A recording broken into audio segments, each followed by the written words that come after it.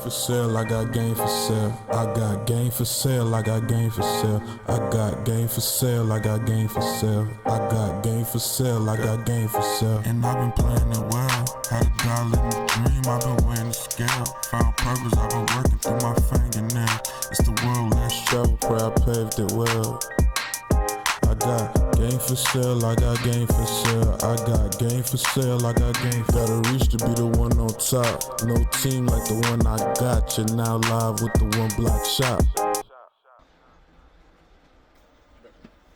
Yo, welcome to our official podcast, the OneBlockShop. Welcome. I'm your host, Chad Coleman Jr. This is little sister Jasmine Tamar Coleman. What it do, baby? Your boy Rob Trey is off camera in the shadows. He's definitely back there. My boy Rod Trey chilling in the cut, man. In the distance of the shadows. He's making sure we keep this thing going forward. So just a brief introduction on who we are, man. So my name is Chad. I'm an entrepreneur. I've been an entrepreneur since 2012. I've learned a lot of life. I've learned a lot in failure, so the whole point of this podcast is really provide to you guys some insight of the things that I've done right, things I've done wrong, things where I think you guys should avoid. But we're starting from a bottom of the barrel stance. So we want to kind of give you guys insight on everything, how to even begin, and then eventually how to nurture, and then eventually know how to get to where we at, to where you're actually monetizing your passion. So that's what the OneBlockShop podcast is going to be about, just how to monetize your passion. And we're excited to be here with you guys. So yeah, Rob Trey, who are you? Who are you in the distance, in the shadows? For me, outside of being just a shadow nigga, it's usually job number one. Mm-hmm, I wake up in the morning. I go to sleep at night. I get paper. I do a lot of things. Nah, but for real, I rap, and I'm blessed to be able to kind of run my brand with my family. And usually I'm just goofing off, but absolutely. Hey, we all goofing off, inside and outside. I'm Jasmine Coleman. Jasmine Tamar Coleman. My government name. You know what I'm saying? I got nothing to hide. I did go to school for advertising and business, but that literally has nothing to do with the knowledge I have. Like, nothing to do. I may know some definitions still from college, but to be 100 with you guys, everything that I've learned from being a student to a worker to an entrepreneur has literally been from readings, YouTube videos, and literally practice and failure. You know what I'm saying? College it's a different subject. We'll cover it in another podcast, but it's a different subject. I'm not gonna get into it. I learned a lot in college, not necessarily in the classroom, but it's applying some of life. Like, there's a lot of life lessons learned in college. And especially that's why I kind of started my first business in college. So it's But there's also a lot of life lessons in life. Yeah, so I can't say all bad things about college, but the actual degree part is $20,000. is a little useless, but Anyway, let's get into it. Trey, get us back on track, man. What are we doing today? I think it's funny. One of the most important things we learned in college was something we wasn't even supposed to be doing that, but what we did learn how to do was how to build a brand. And absolutely. That's what I secretly gathered everybody together for. I'm the leader, by the way. The leader off camera. The leader's always in the shadows. That's a real word. On a more important, subject though, I would like to ask you guys, like, Chad, I'll start with you actually, man. What is a brand to you? Just to get the definition. A brand, what is a brand to me? To me, a brand is the way to monetize your passion, monetize your purpose, monetize your social clout. Like, a brand is supposed to be something that you use to, help get you to the next level in life. I believe everybody should have a brand. A brand is literally for each and every one of you guys. Like, whether it's a clothing line, podcast, whatever, a brand is important. It's important for you to build your brand and build alongside. That's what we want to help you guys with today. What about you, Jazz? What you think of brand? So practically what you're saying is, and it even breaks down to like the textbook terms, I'm sorry guys, that I even learned, which You said a brand is your purpose, your passion, and your social situation. You know what I'm saying? What you look like in social media. That literally divides up into the same 3 segments. I was going to say, your social media circumstance is the image. That's your logo. A lot of people confuse the logo with the brand, but a logo is literally just an image. Absolutely. You know what I'm saying? Like a Nike check mark sign. That's the image. Or this 8. Yeah. Like, the 8 don't mean nothing to you unless I make it mean something to you. Literally. And then you have that second part that you said, which is your purpose. Now that's a big one. Your purpose. Absolutely. And even like the purpose statement. The purpose is literally the message to your consumer. That's the second one right there. The message to your consumer. We're going to use Nike again because that's something that we all see. Nike's target audience is actually athletes, like up and coming athletes of all ages. And everybody else got grouped into there. So everyone else who likes to run got grouped into there. But their original target was track runners. Their original target was cross country runners. Their original target was basketball players. And it allowed and accepted so many other people with just its specific purpose. You know, I find when I wear Nike, like even though I try to live a rather sedentary lifestyle, that when I put my Nikes on, I feel like that. You say you live a sedentary lifestyle? Yeah, man. You know. Well, that mean like you sit down? I sit and when I sit, I have to have Nike on. It's much cooler than that. It's like What does sedentary be? Like, I don't even know. Yo, Roger always has the fancy words, and I'm always stuck being the dumb one in the group. Like, yeah, sedentary. A lot of lyrics that go over my head until they're broken down. Broken. He's like, did you get that I found the social climb within the limits of the... I'll be like, yeah. Of course I do. I'm not going to sit here and let you guys belittle my lifestyle.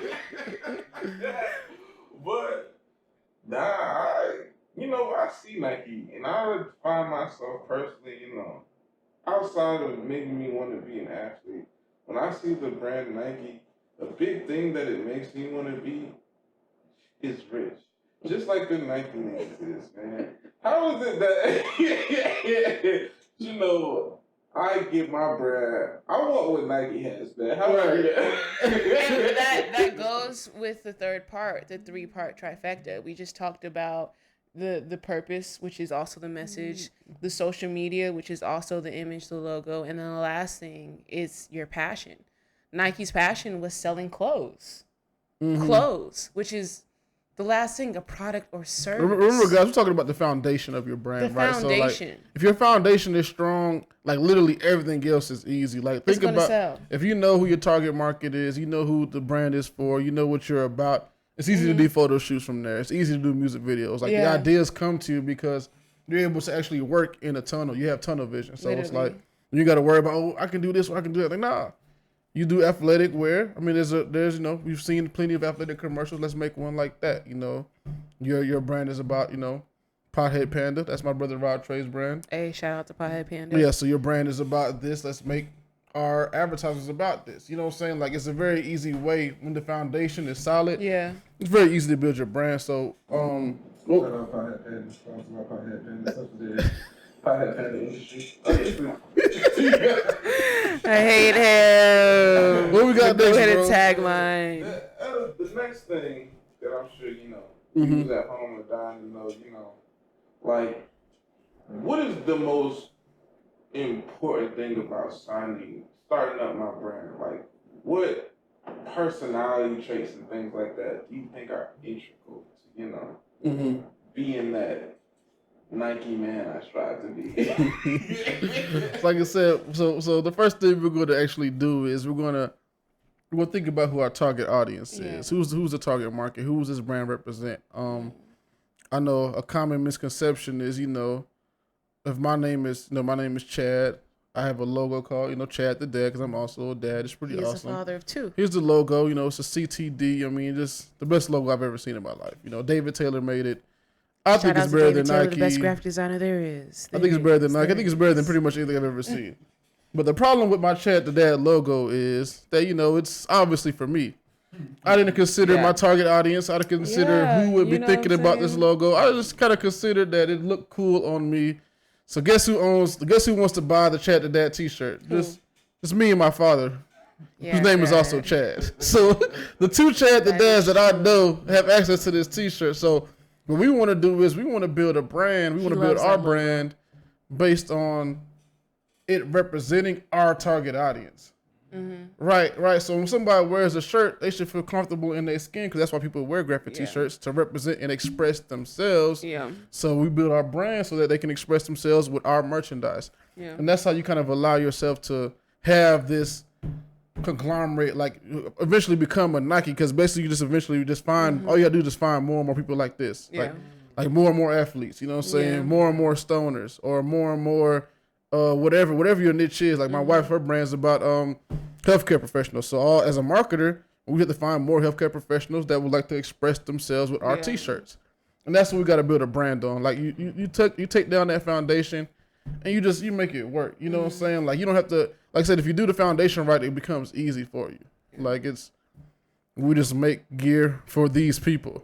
Now I know Nike definitely targets its things towards, athletes like me. But like off camera. How is it?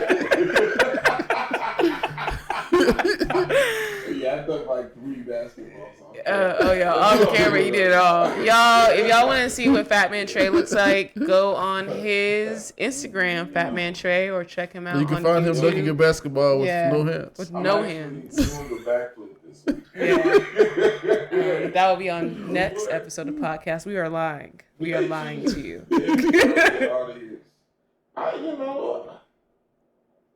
Truth be told, guys, I might not actually be an athlete.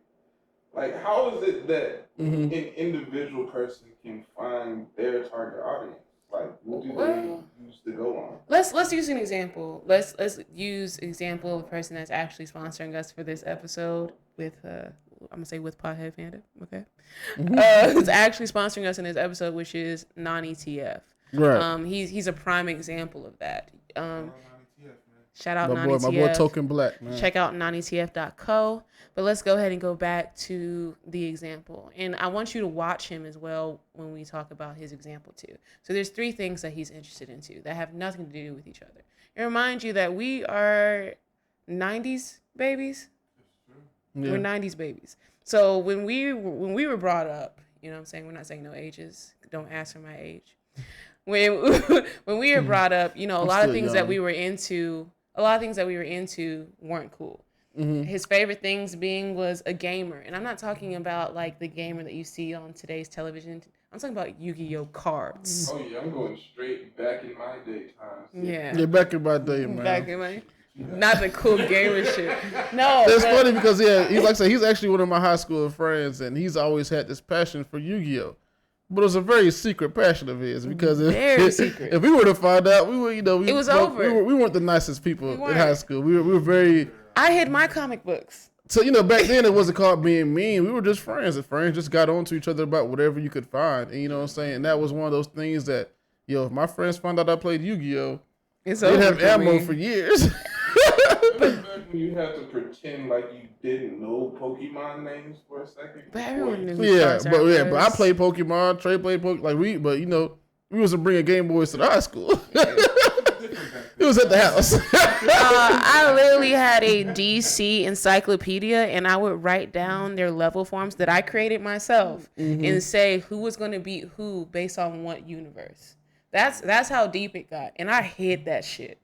Anytime somebody would walk into the library, I would hide that shit. And what I pulled out? Junie Bloom, whatever that book. I don't even know what the name of the June girl that was always bad in the summertime. Yeah, that book sucks ass. So this is why. So give me a little backstory. This is why I love Token Black. So Token Black, during this time period, the 90s, or I guess the early 2000s or whatever.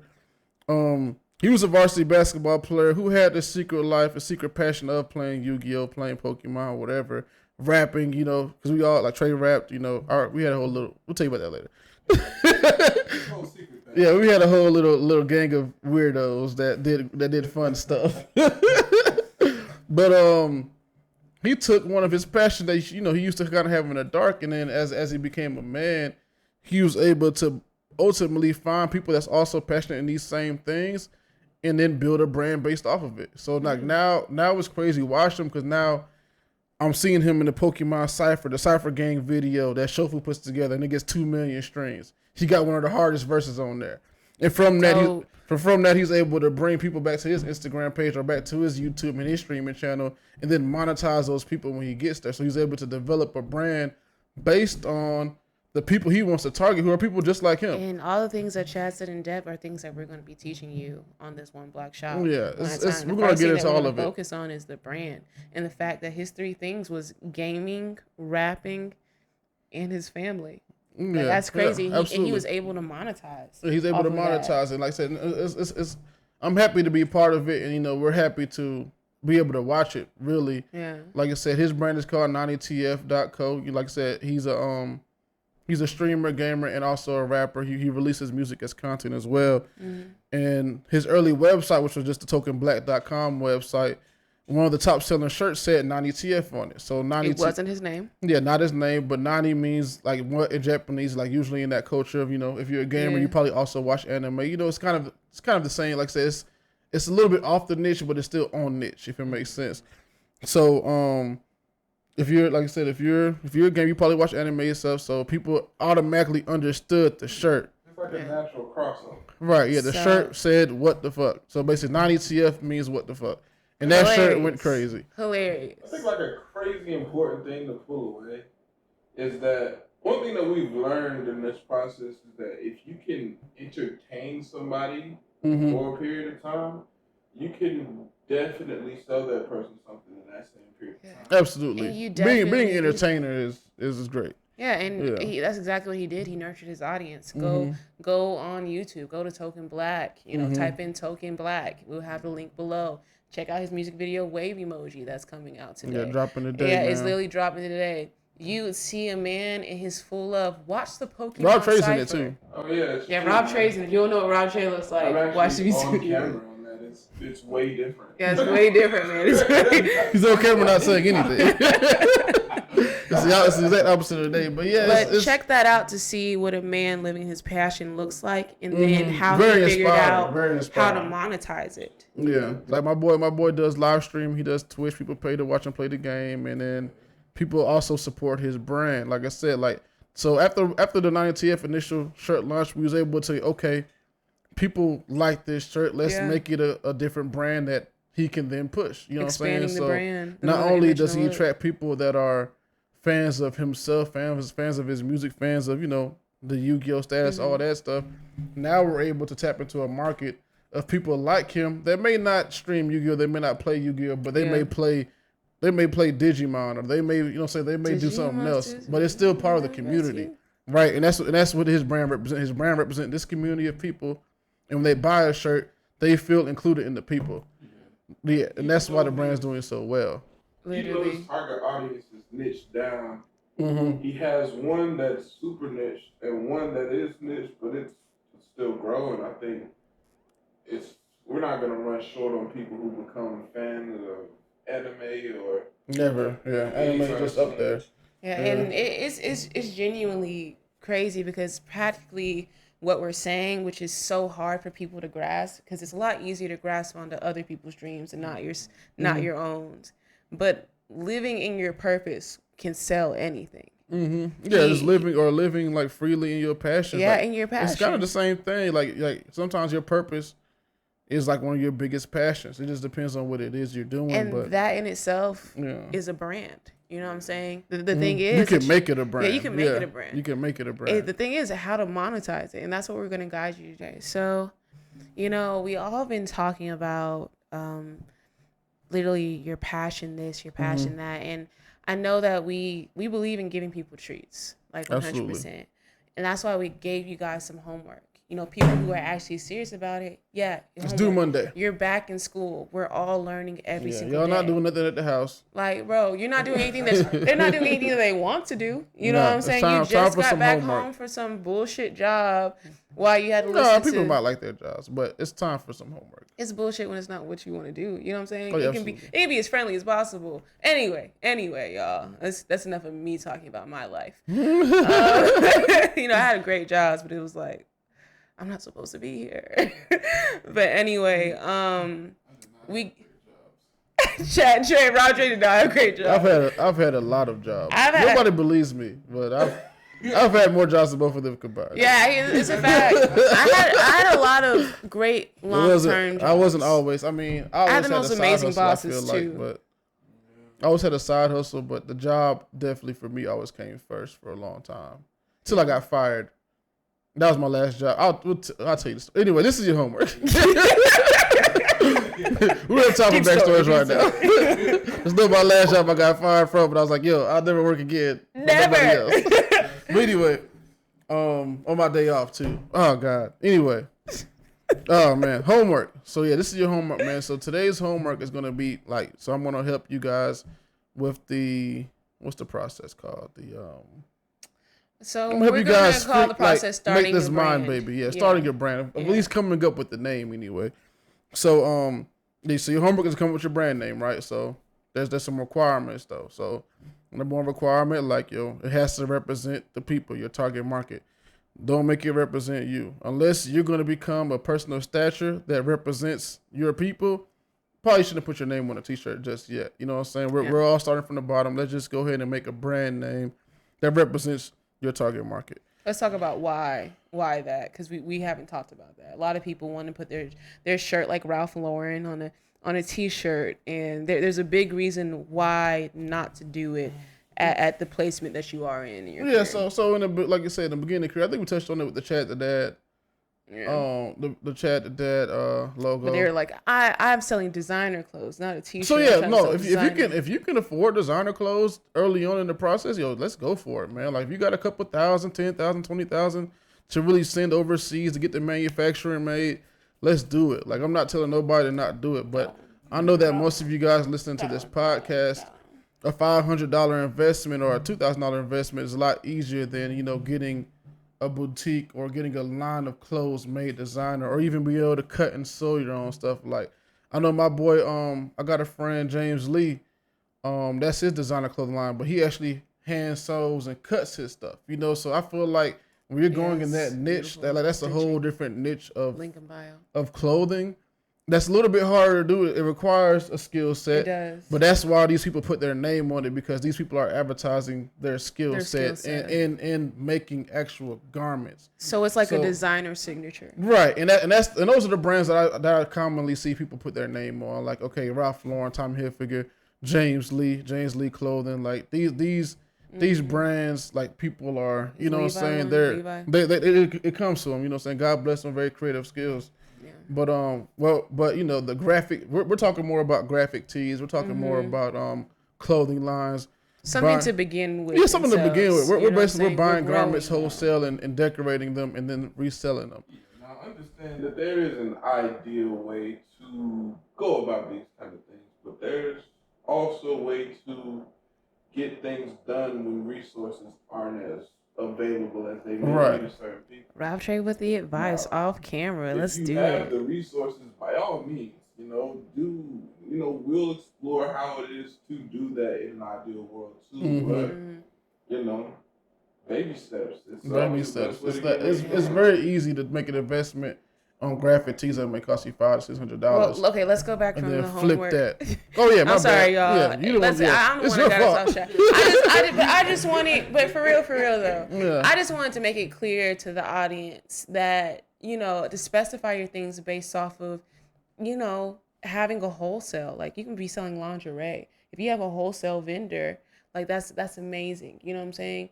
But it'll be just a little, it'll be easier. We'll show you how to get those too. They're not hard to get. They're not hard to get the paperwork necessary. It's some crazy advice we got for you for that. But today's paperwork, today's podcast, today's podcast homework, we're going to be giving you guys how to do your brand name. So like I said, make sure your brand name represents the people, your target audience, the people that plans on wearing your clothes. Second, don't use any numbers in your brand names just for the sake of it being available on Instagram. Well, I guess the second is make sure it's available on Instagram and available on GoDaddy as a domain name, available on Twitter. Like those are some of the 3 most important tags you want to have. You want to have ownership of for your brand. So like I said, don't use a number just for the sake of, Rob Trey 4, like just because Rob Trey wasn't available.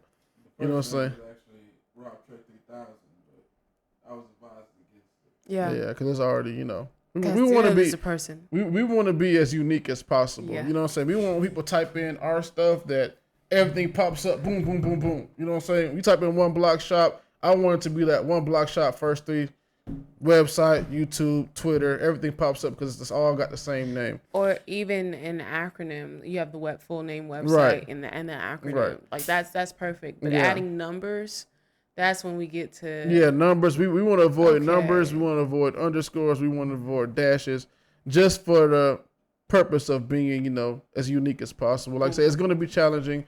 Not all that stuff usually makes this process a lot easier, but we don't want easy. We want it to be great. So. And that's what we're going to do. So that's y'all's homework.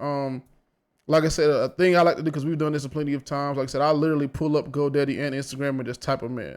I love using the thesaurus. The thesaurus.com, to be honest, that's where most of my brand names. Like, because I want the OneBlockShop, I want it to be one-stop shop, but one-stop shop wasn't available.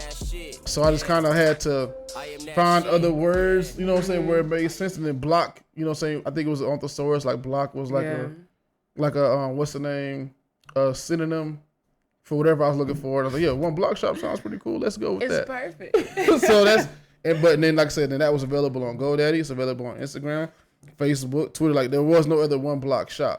And that's kind of how you want your brand name to be. So that's going to be your homework for today. Come back with that. And I'm going to show you how to take that brand name, register for LLC, EIN number, get all the legal things, make account. I'm going to show you how to do all those things, because we're going to take those things and get right into wholesale license, resales, tax certificates, everything you need to really start this brand and make it super profitable. That's literally the next episode, y'all. Yeah, episode 2. Yeah, episode 2. The homework is a PDF downloadable file that's under our link below. Also, you can check it out. OneBlockShop.com. Yep. Yeah. And You have to really take your time with this. Don't just come up with the first thing that comes to your head. Take some time. Go sit on a bench in the park. Look at some clouds. Look at the clouds. Just really nail it. What if it's raining outside? If it's raining outside, even better. Actually, no umbrellas. Just go outside and just sit in the rain. Think it out. You can even Omarion dance it out. I had a couple good ideas come to me, not in the like middle of touch, really but really more like burn from Usher, because that was some thinking that he was doing outside. He was going through a lot of pain. He was going through a lot. I think both of those songs are pretty painful. Yeah. Well, touch is like dun dun dun. I mean, no, it was both of. You're not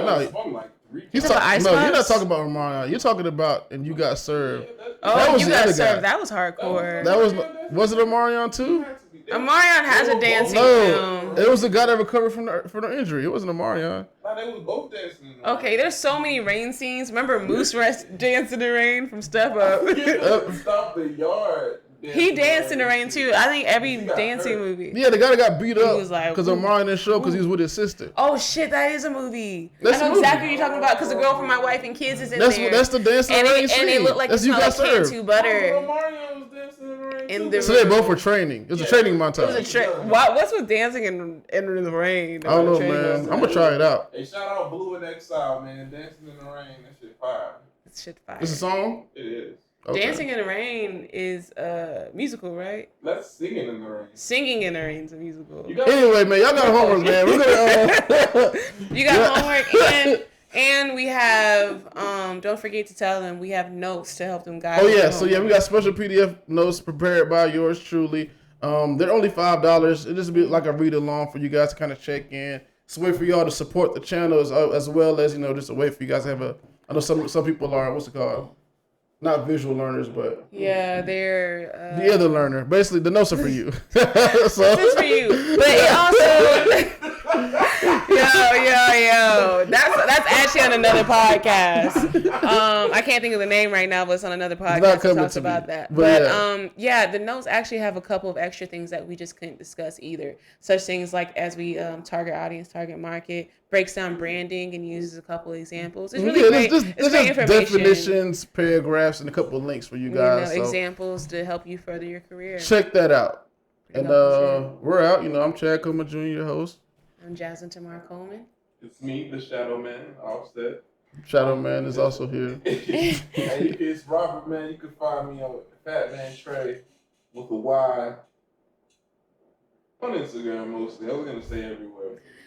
You'll see our Instagrams below, right around in this corner. You know what I'm saying? Boom, boom, boom, boom, bang. Because we. All right, man. We out, man. Roll the credits. Love you guys. And that super awesome outro. Do do do do do. Hey, bro, I ate your lunch right here.